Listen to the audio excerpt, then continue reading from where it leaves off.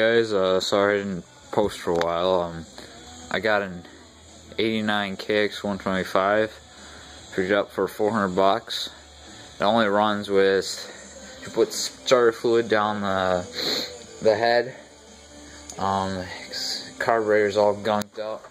Process of taking that off right now. It's got tons of aftermarket parts.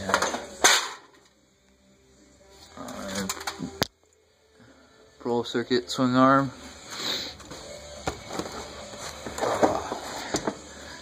DG exhaust,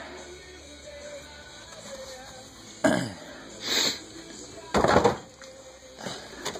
don't know what that's called, but pretty sure it's aftermarket. Some aftermarket blue handlebars and clutch lever and brake lever too.